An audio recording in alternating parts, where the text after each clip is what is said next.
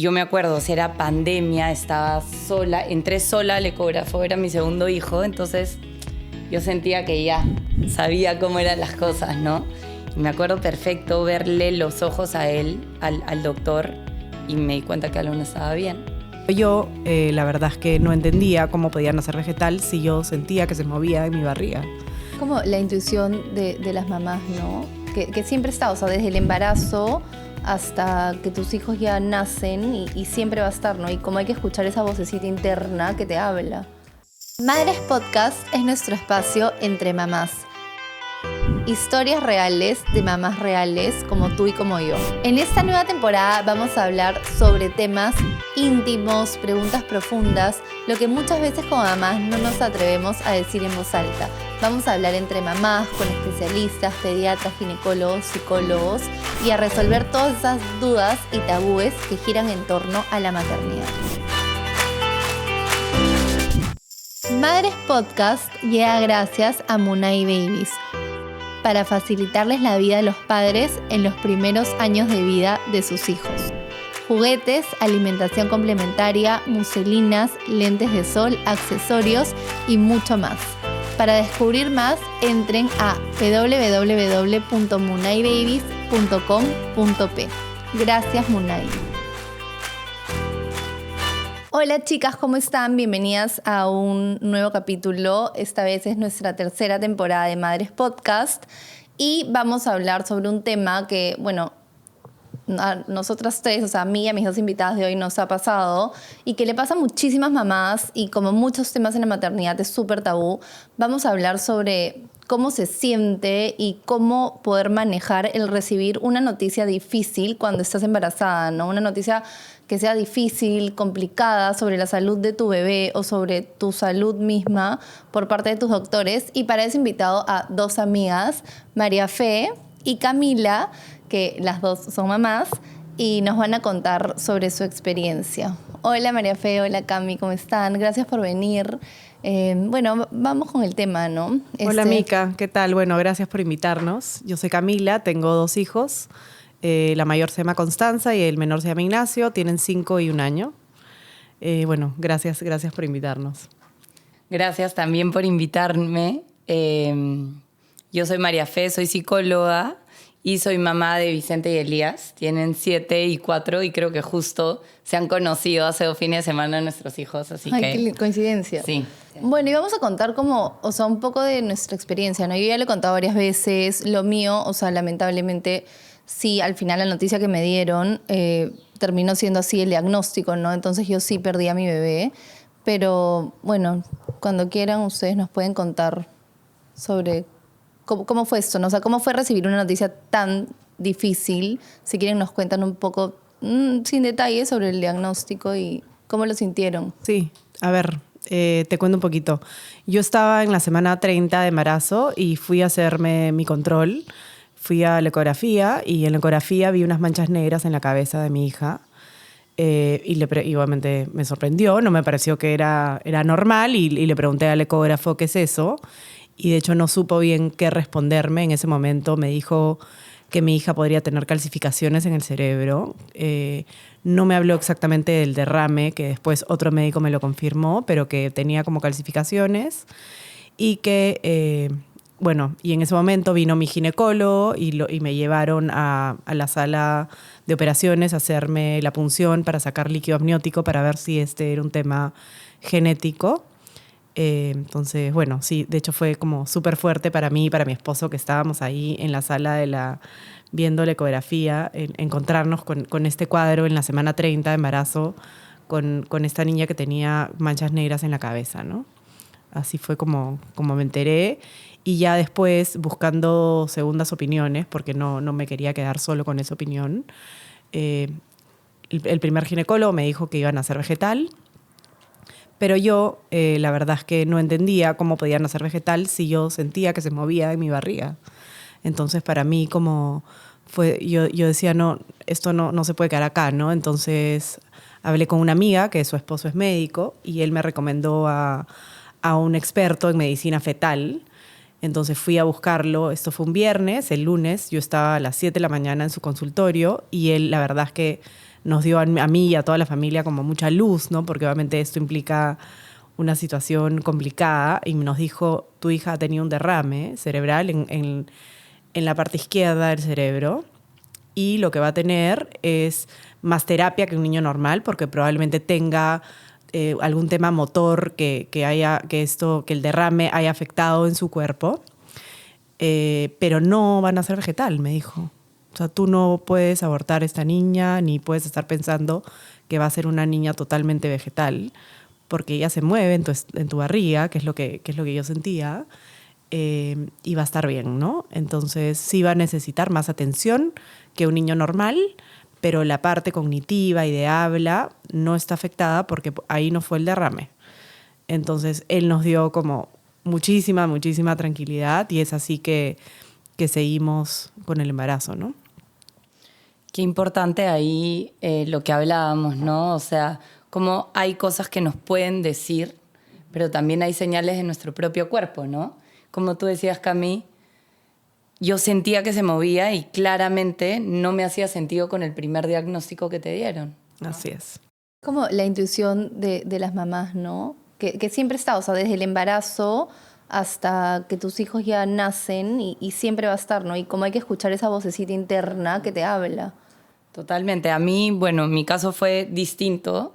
A mí en la semana, más o menos en la semana 20 de embarazo, también el ecógrafo ve algo en la morfológica que no le gusta, en la cabecita de Elías, y me dijo que eso era una malformación y que seguramente era algo genético, y que casos así iba a tener, no iba a poder caminar, no iba a poder hablar, y que lo más probable es que sea un niño que esté en estado vegetal toda su vida, ¿no?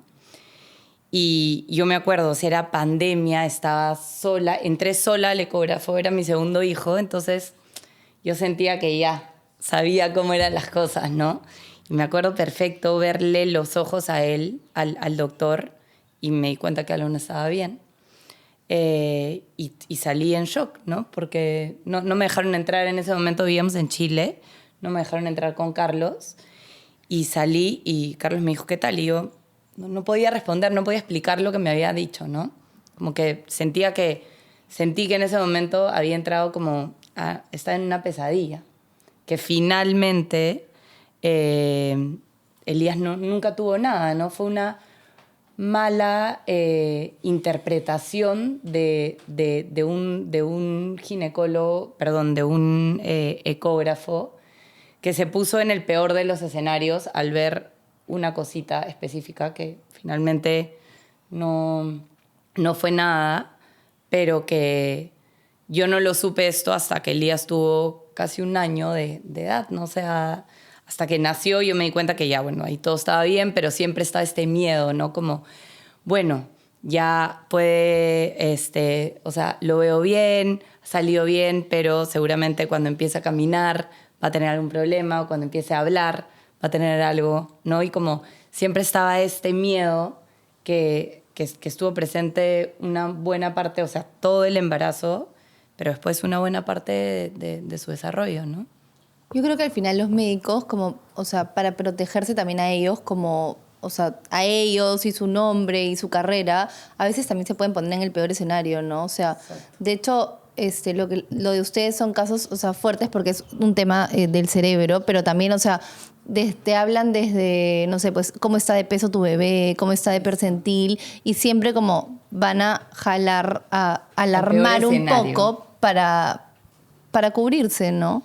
Hay una tendencia, yo siento, a creer que es mejor plantear el peor escenario o todas las posibilidades, pero creo ahí, no sé si coinciden conmigo, en que se está descuidando una cosa muy importante, que es la mente y la salud mental de la mamá, ¿no? O sea, totalmente. ¿Qué pasa cuando recibimos nosotros esa noticia? No sé, ¿cómo fue en tu caso, Cami? La verdad es que yo creo que pueden haber ecógrafos que tienen muchos años de experiencia y muchos años en el mercado. Y mucho nombre, mucho quizás. Nombre también.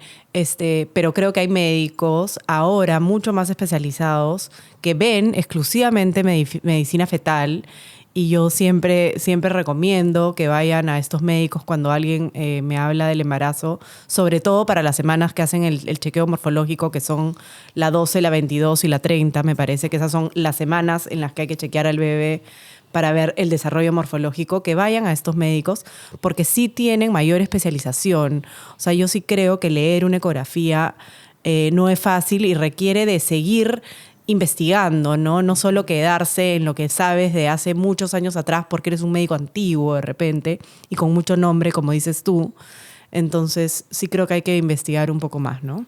Y no sé, pero qué importante es también que todos los doctores o personas con las que interactúa una mamá que está embarazada tengan una calidad humana y que sean personas que 1000%. sepan comunicar, ¿no? O sea, que Totalmente. te sientas como en cómo comunican, porque eso te puede cambiar totalmente cómo recibes la información. Y cómo la manejas también. Como dices tú, creo que hay un tema de empatía súper importante. O sea, no solo es leer la ecografía de lo que uno interpreta del cuerpo del bebé que está dentro de la mamá, sino saber que estás hablando con esa mamá, que está trayendo vida. Exacto. O sea, que es un pedazo de su vida la que tiene adentro de la panza y que además tienes que tener mucha empatía, ¿no? O sea, esta mamá con tanta ilusión de traer vida, de lo que significa un hijo para una madre, y creo que sí, creo que hay un tema también de falta de empatía de muchos doctores, de ir, lo que dices tú, en ponerse en la peor posición.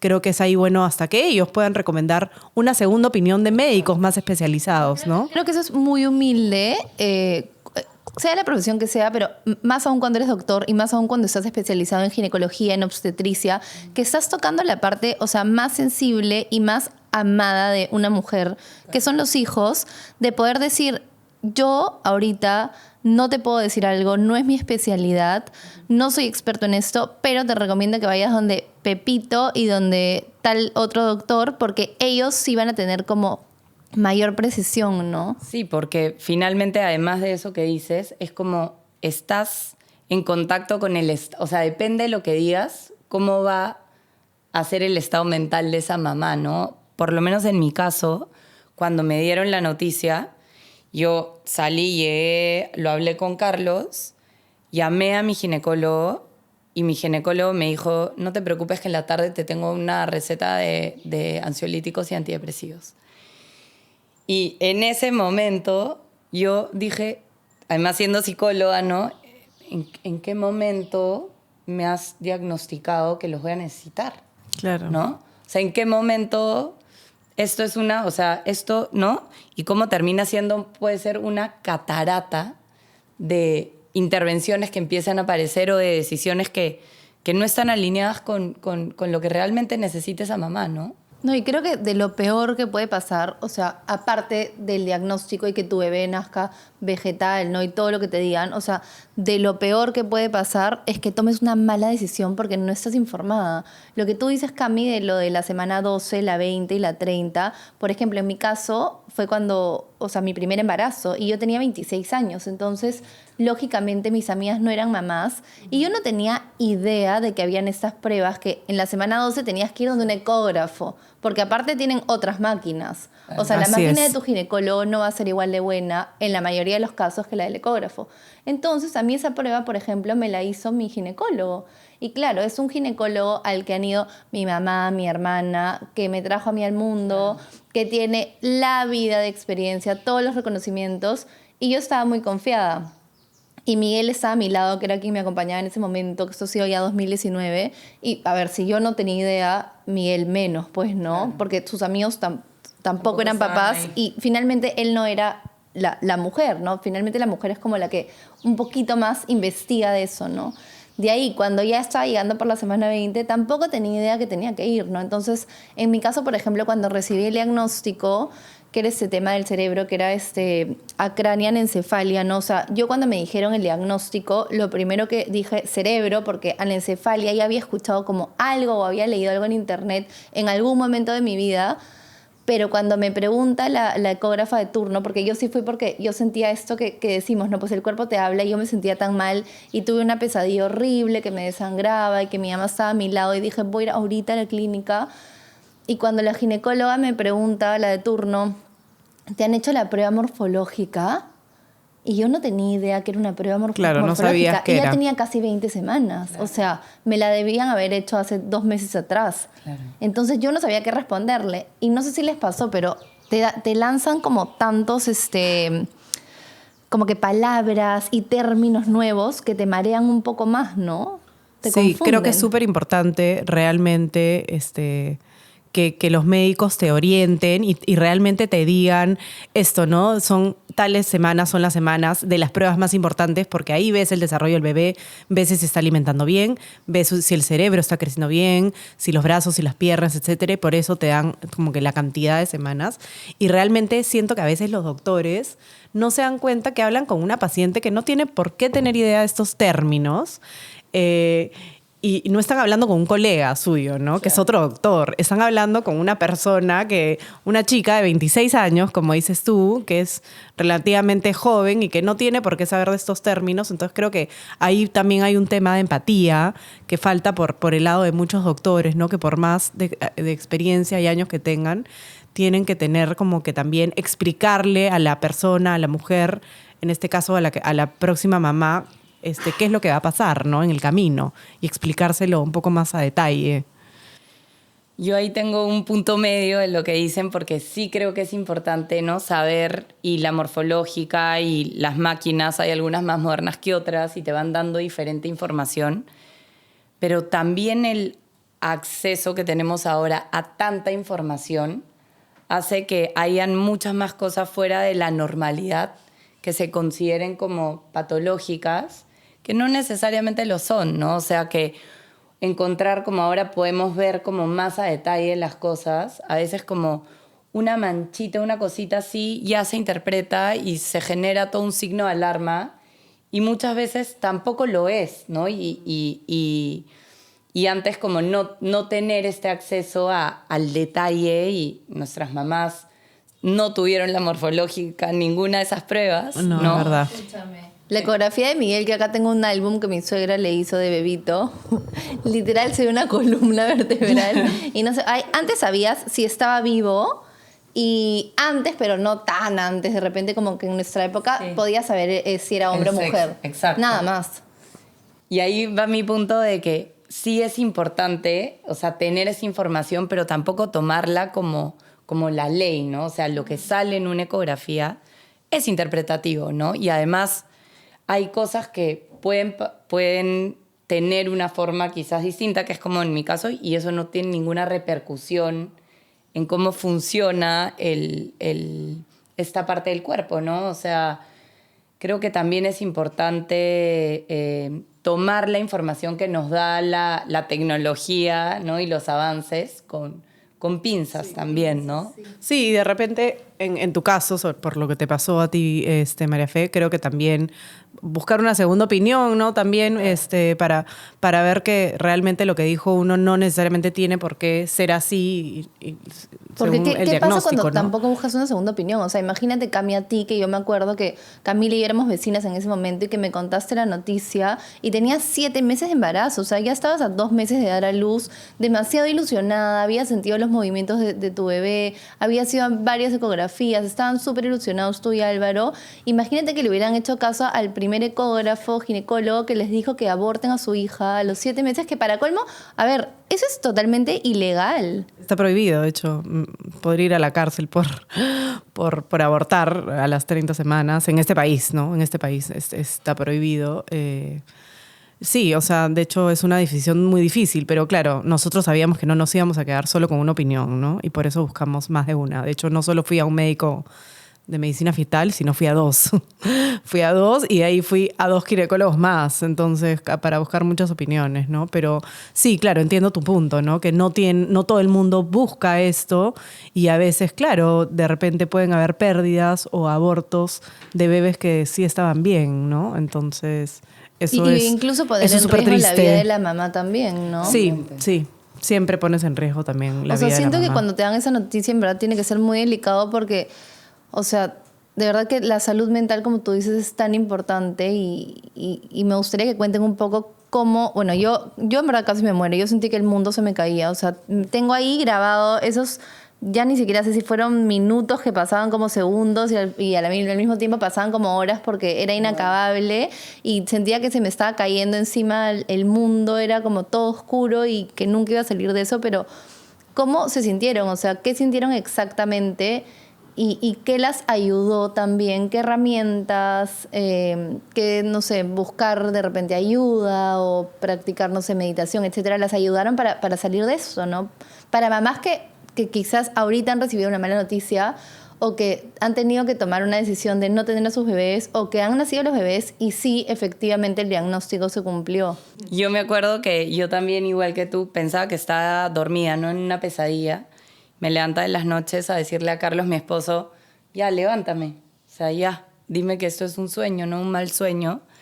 Y una de las cosas que más me ayudó, creo, fue la red de soporte, ¿no? O sea, tener ciertas personas, en ese momento eran mi papá, mi esposo, 2 amigas y mi psicóloga, que eran la red que yo podía contarles todo lo que sentía, ¿no? O sea, todos los miedos, toda la pena, todo el duelo que estaba haciendo, toda la tristeza y todo, y había espacio para todo y no se asustaban, ¿no? Me acuerdo un día que traté de contárselo a una amiga y me di cuenta que se asustó. O sea, una amiga que la quiero mucho, pero me di cuenta ahí que había gente que quizás no está preparada también para recibir. No sé si te pasó a ti también. Sí, me ha pasado, ¿no? me ha pasado. Que no saben qué hacer con eso, ¿no? Entonces ahí dije... No saben cómo manejarlo. No saben cómo manejarlo. Y también es importante uno darse cuenta que no tienen por qué saber manejarlo y que uno tiene que quizás, como un acto de cuidado, ok, estoy en este momento más vulnerable, reduzco, ¿no? Como a mi red de apoyo, sé con quiénes los hablo, tengo este espacio para permitirme sentir todo. Yo me refugié muchísimo en los libros. A mí me encanta leer. Y claro, por mi carrera leo sobre todo como vínculo madre-bebé, desarrollo neurológico, que era justo todo mi tema, ¿no? Entonces todo me triggereaba y me llevaba a conectar con lo que más me dolía en ese momento. Hasta que ahí dije, ya, tengo que dejar estos libros de lado y me puse a leer novelas, me puse a leer poesía. Y la poesía, por ejemplo, me permitió poder conectar con las emociones y con la tristeza o el dolor de un otro, que no era yo, y salirme por un ratito de este mundo que sentía que giraba en torno a esta mala noticia, ¿no? La meditación también, como te conté con Majo. Bueno, nada, como dicen ustedes, en ese momento yo también sentía que se me derrumbaba el mundo. Me sentía perdida, me sentía muy desamparada, de hecho me sentí tan mal que cuando nos dieron la noticia en el ginecólogo, yo llamé a mi suegra, que es muy cercana a mí, y le dije, me voy a vivir a tu casa. Y me mudé un tiempo a su casa, me mudé como, no sé si fueron 2 semanas o algo así, porque no tenía la fortaleza de ir a mi casa ni siquiera y ver la cuna de mi hija ahí, y ver como su ropa y los muebles que con mucha ilusión los habíamos comprado mi esposo y yo.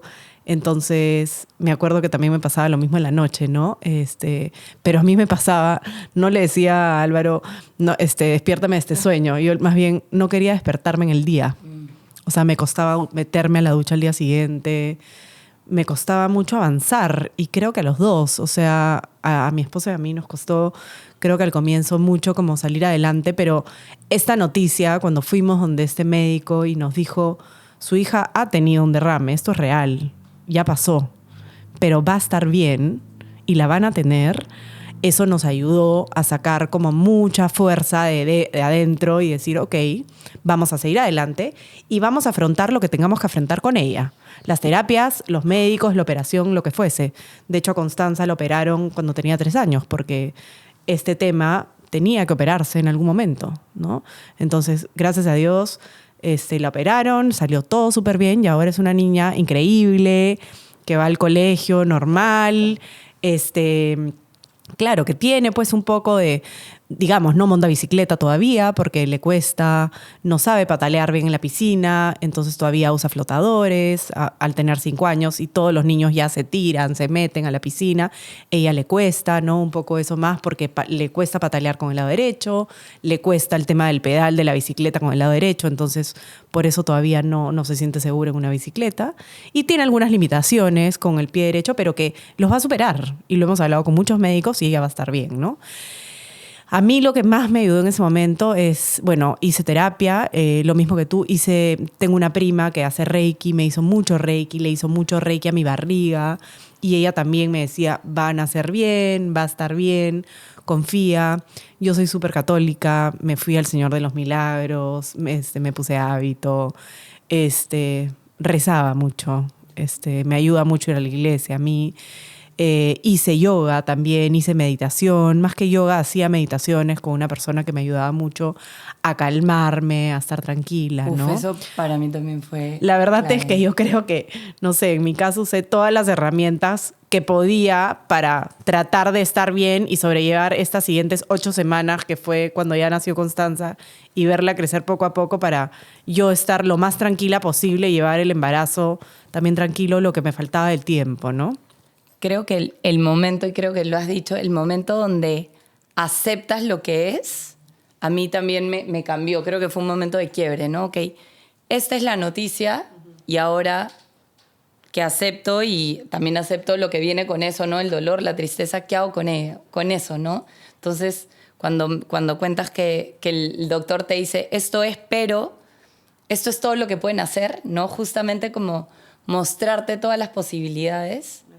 Es importantísimo, ¿no? A mí me pasó que en el momento en que, en mi caso, no tuve esta segunda, o sea, tuve segundas opiniones, pero todas eran más o menos iguales, ¿no? Entonces, no tuve alguien que me diga, esto va a ser distinto.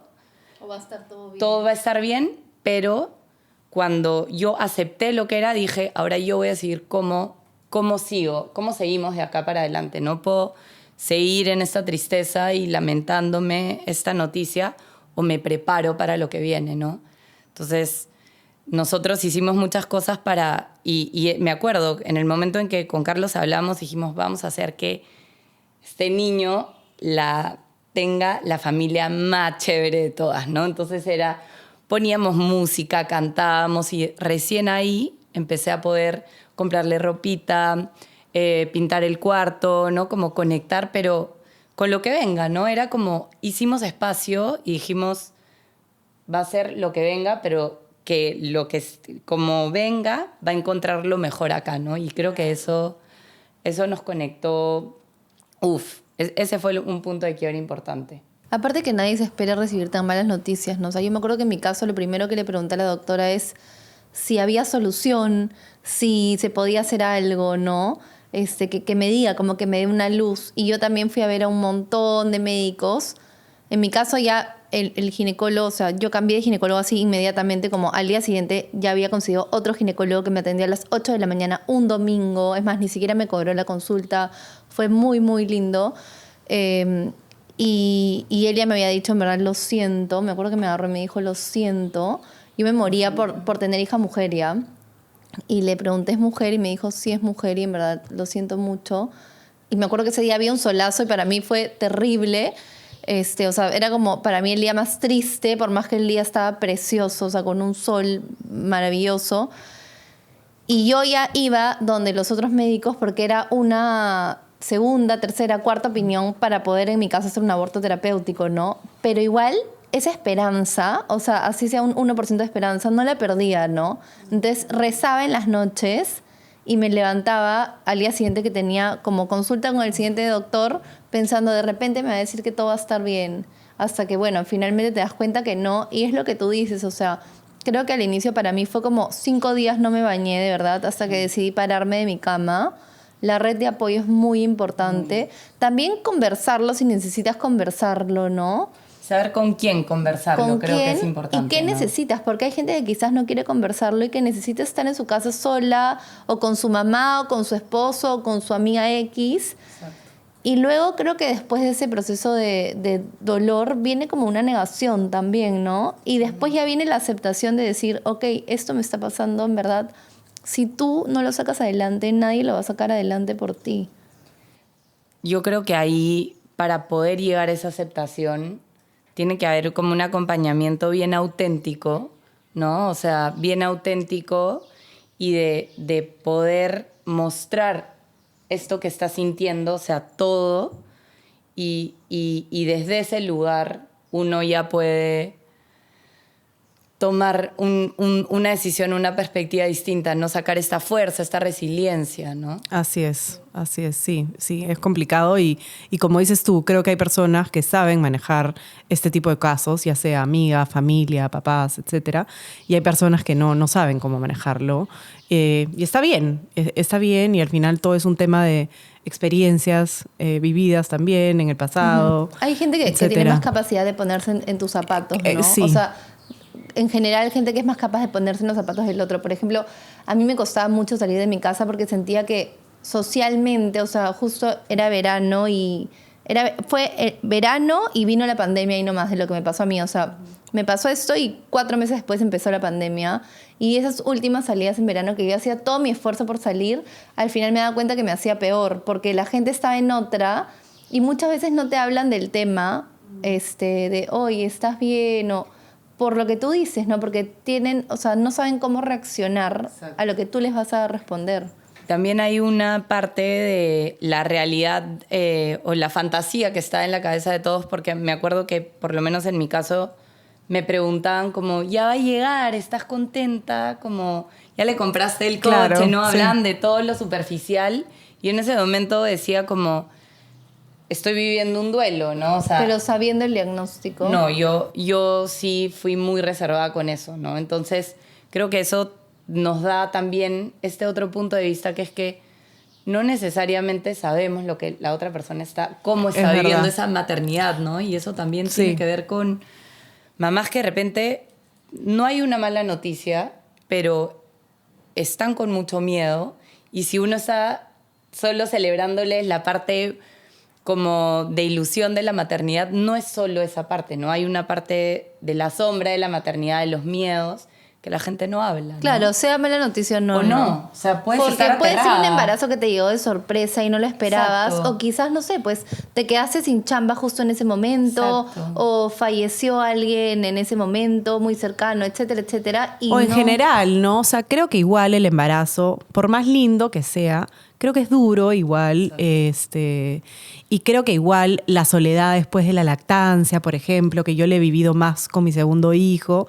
y todo, claro, todo el mundo habla qué lindo, ¿no? Y lo que dices tú, y el coche, y las cosas, y no sé, y la ropita y tal, pero también, claro, nadie habla de este acompañamiento una vez que estás sola tú y el bebé en tu casa. Cuando llegas a la clínica y todo el mundo está en su vida y tú estás ahí. Claro, porque la visita es a la clínica o a la casa la primera vez, ¿no? Creo que sí, sería increíble. No sé, a mí me hubiera encantado una red de apoyo de mamás, ¿no? Con todo el tema de la lactancia. A mí la lactancia me ha costado mucho con mis 2 hijos.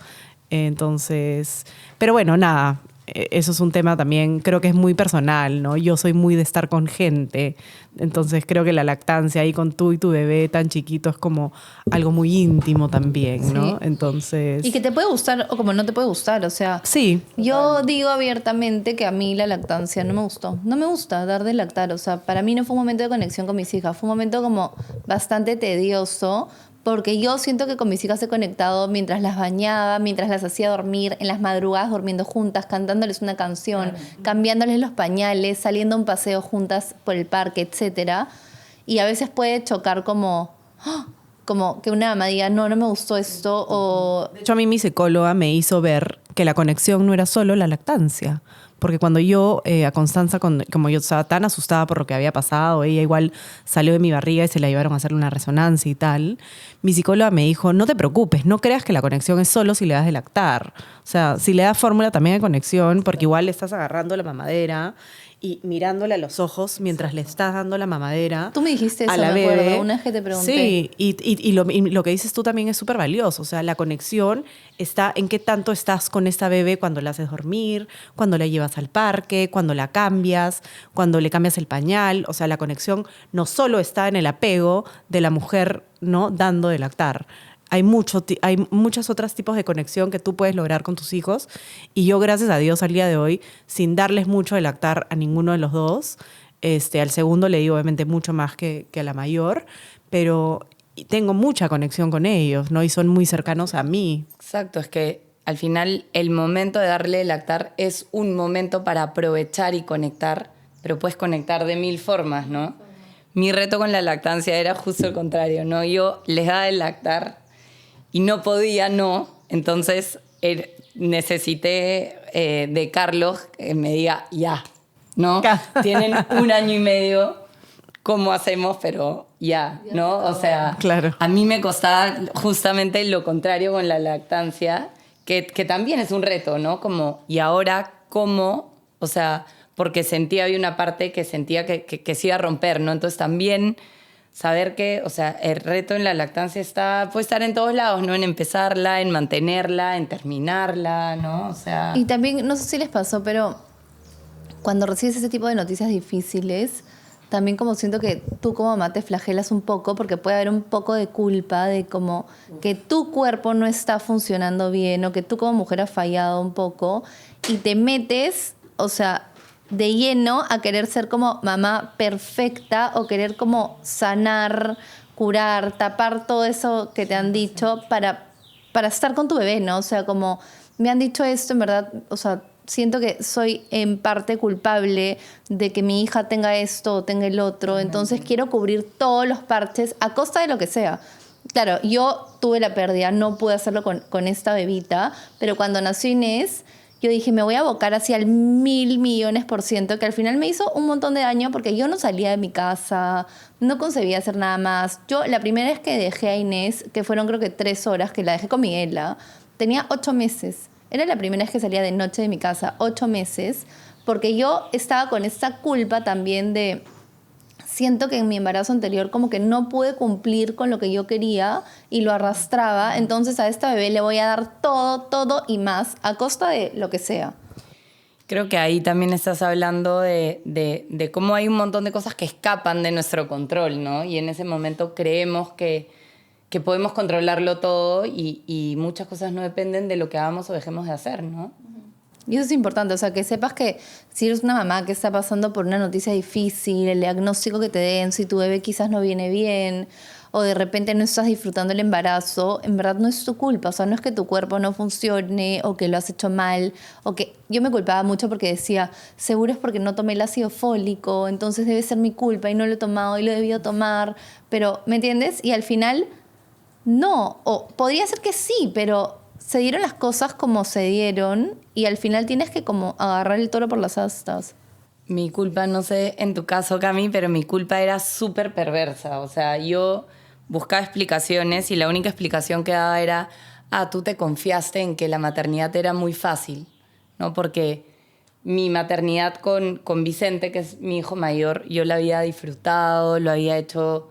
O sea, me jactaba de alguna forma de haberlo hecho sola y disfrutándolo todo, ¿no?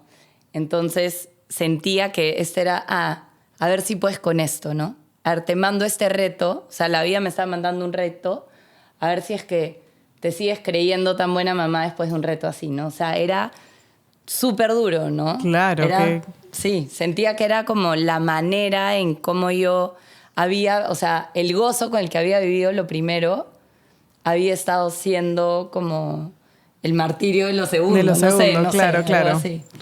Sí, qué duro. No, bueno, en mi caso, en verdad, creo que hasta el día de hoy no sabemos exactamente por qué le pasó. Descubrieron que podría ser por un tema de mi sangre. Yo al final, gracias a lo que le pasó a Constanza, descubrieron que yo tenía la sangre pesada y que tenía que empezar a anticoagular. Entonces me puse las inyecciones de Parina el resto del embarazo, pero yo igual como que sentía y decía, no, y si un día hicimos una sesión de fotos, yo tengo un labrador y salía mi perro y dije, no, pero es que si el perro me golpeó la barriga, entonces como que me venía como mucha culpa de yo no supe cuidar mi barriga. Y por eso a mi hija le dio el derrame. Porque, no sé, de repente manejando un día, me golpeé con el timón del carro, lo del perro, el cinturón de seguridad, etcétera. Como que pensaba en 1000 cosas de que de repente se golpeó mi panza y en ese lado de la panza estaba su cabeza y le dio el derrame. Claro. Y en verdad, como que no, creo que es imposible saberlo y nunca voy a saber bien si fue eso o fue el tema de mi sangre que me lo descubrieron post lo que le pasó a ella. Claro. Entonces, la verdad es que nada. De hecho, por prevención, con mi segundo embarazo, para que no pase algo así, me anticoagulé desde el día 1. ¿No? Claro. Y la verdad es que, bueno, para mí fue una tranquilidad porque ya sabíamos que mi sangre era pesada y ya me tuve que anticoagular desde el día 1 hasta terminando el puerperio y gracias a Dios Ignacio nació súper bien, ¿no? Pero bueno, nada, creo que al final siempre hay una culpa por algún lado que no sabemos. O sea, ¿cómo podemos ser tan duras con nosotras mismas, no? Sí, y al final, eso es una gran enseñanza porque te enseña no solo a soltar, sino a ver que tú también eres totalmente humana. Exacto. Y que hay cosas que van a suceder porque van a suceder y que hay que tratar de afrontarlas de la mejor manera, ¿no? Exacto, que al final tú decides cómo las quieres vivir a partir de eso, pero no necesariamente tienes la culpa, ¿no? Exacto. Creo que algo dijiste, Cami, de cómo entramos en toda esta culpa mental, este proceso de buscar razones, ¿no? Explicaciones. Y a veces no las hay. O sea, que no las hay. Que no las Yo hay. me metí a grupos por Facebook para ver, investigar en internet, hasta que un día mi ginecólogo me dijo, Micaela, ¿ya para qué? O sea, no vas a encontrar un porqué. No siempre en la vida vas a encontrar un porqué, porque estamos acostumbrados a eso, ¿no? Exacto. Que nos pasa algo y tenemos que decir, esto pasó porque hay caso cerrado. Exacto. Y no, o sea, yo nunca encontré por qué. Eso es algo que pasa desde hace años, o sea, siglos me atrevería a decir, y hasta ahora no tiene una causa. Exacto. Hay cosas que simplemente todavía no conocemos la explicación y de repente también cuánto nos cuesta sostener ese vacío del no saber, ¿no? Uh-huh. Estamos acostumbrados a tener una respuesta, una explicación y eso nos da como calma. Pero qué doloroso y qué solitario puede ser ese proceso mental, ¿no? Sí.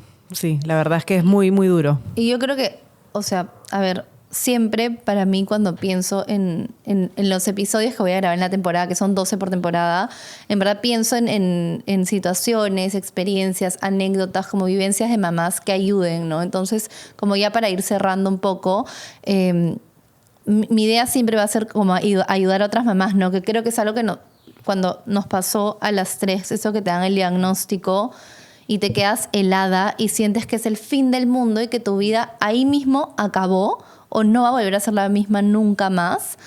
Siento que ahí es cuando quieres hablar con otra mamá que haya pasado por lo mismo. No solo un doctor, porque el doctor finalmente no ha pasado por lo mismo. Quizás ha visto un caso muy similar, pero no ha pasado él.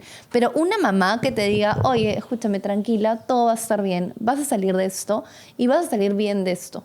Quizás tu hijo no va a estar bien, ¿no? O sea, porque en muchos casos no. O sea, no va a estar como tú imaginabas que iba a ser tu hijo, como tú imaginabas que iba a ser tu maternidad con ese hijo, pero tú vas a estar bien y vas a salir adelante. Entonces, ¿qué consejo le darían a estas mamás? O sea, un consejo así como súper profundo, algo que las haya ayudado a ustedes. Yo creo que busquen justamente esto que dices, ¿no? O sea, que busquen otra mamá con quien hablarlo, ¿no? O sea, que sepan que no están solas y que cualquier cosa que estén sintiendo encuentren a alguien con quien realmente compartirlo, que no se lo guarden. Y creo que de mamá a mamá es una conexión muy distinta, ¿no? O sea, que ni el doctor, ni tu esposo, ni nadie, que ni siquiera una mamá que haya pasado por algo similar, creo que es un regalo increíble y creo que es parte de la razón. Y yo me acuerdo haberme prometido y haber dicho cuando estaba embarazada, decir, yo en algún momento voy a contar la historia para que otras mamás que pasen por esto sepan que me pueden llamar, contarles que no lo que te dicen necesariamente va a ser tal cual, ¿no? Que hay muchas otras posibilidades, ¿no? Sí. De hecho, yo te agradezco, Mica, por el espacio, porque la verdad es que yo siempre, un poco lo que dice María Fe, ¿no? A raíz de lo que me pasó, yo sí quería contar mi experiencia. De hecho, la mayoría de mis amigas lo saben, y gente que me conoce, la gente de mi chamba, lo saben porque yo lo cuento porque, claro, a alguien más le puede pasar y quiero que sepan que pueden recurrir a mí para datos, para terapias, para médicos, para lo que fuese que yo pueda ayudar o para simplemente mi experiencia y de cómo yo lo pude sobrellevar para ayudar a alguien más, ¿no? Creo que es muy enriquecedor. A mí también me hubiera encantado tener a alguna mamá que me apoye en ese momento. Porque claro, no sabes realmente cómo va a venir ese hijo y qué es lo que va a pasar, y que una mamá que realmente desde sus zapatos, que lo haya vivido, te dé como calma, te dé esta tranquilidad. Y creo que sí hay cosas al final, sea como sea la noticia y independientemente del diagnóstico y los resultados, que pueden ayudar, que es, por ejemplo, ¿no? No busques en internet, ¿no? O sea, exacto. Eso sería algo que yo se lo diría como, convérsalo, o hay un momento donde puedes pedir diferentes opiniones, pero después hay un momento en que ya te toca aceptar. O sea, hay ciertas cosas que uno vive que dices o sea, van a ayudar a cualquier mamá independientemente del diagnóstico, independientemente de la situación, ¿no? Que finalmente te ayudan para cuidarte a ti, a tu salud mental, el entorno, ¿no? Yo creo que a mí me apoyo? ayudaba mucho como escuchar a otras mamás que habían tenido pérdidas, ¿ya? Porque en verdad yo nunca encontré a nadie que le haya pasado exactamente por el mismo caso que yo, o sea, el mismo diagnóstico tal cual, pero me ayudaba mucho saber cómo ellas se sintieron y que también sentían vergüenza, culpa, rabia, frustración, y que era totalmente válido. O sea, que yo no estaba mal por sentirme así, que era súper válido. Era válido, y creo que es importante que la gente lo hable, porque mucha gente habla de lo lindo de la maternidad y mucha gente que le ha pasado experiencias como las nuestras, o inclusive peores, de repente no lo cuenta. No lo cuenta o se las guarda. Entonces sí es importante que la gente sepa que estas cosas pueden pasar. Como dices, ¿no? Hay mucha culpa, hay vergüenza, y eso hace que nos sintamos más solas en ese momento, ¿no? Sí, claro. Entonces, creo que o sea, espacios como visibilizar que estas cosas pasan, que finalmente también hay herramientas y que también puedes salir adelante a pesar de, es valiosísimo, ¿no? Es una luz, una esperanza. Bueno, chicas, mil gracias por venir. En verdad, estuvo súper lindo. Gracias a ti, Mica. Buenísimo de verdad, el lo máximo espacio. tenerlas. Espero que llegue a un montón de mamás. Y bueno, o sea, las dos están súper abiertas a ayudar a cualquier mamá. 100%. Así que si eres mamá y estás escuchando este episodio y de repente has recibido una noticia súper difícil o estás pasando por algún tema complicado con tu hijo, hay diagnósticos que se presentan cuando ya nació el bebé. Sí, claro. Pueden escribirle a María Fe y a Camila, y ellas, a mí también, y más que felices de escucharlas, de estar ahí, ¿no? O recomendar lo que tú dices, terapias, doctores, psicólogos, etcétera. Y también hay muchas cosas que podemos hacer, ¿no? Como, no sé, a algunos les funciona, a mí me funcionaba mucho escribir, a otros le funciona, no sé, meditar, bailar. Hacer deporte. Hacer deporte, Sí. ¿no? O sea, hay un montón de herramientas también que uno puede hacer para vivir el proceso de una mejor manera, ¿no? Así es, de sobrellevarlo De mejor. sobrellevarlo mejor, exacto. Gracias, chicas. Gracias a ti, Mica. Gracias, Gracias, María Fe. Gracias. Gracias a ti. Me encantó. Lindo.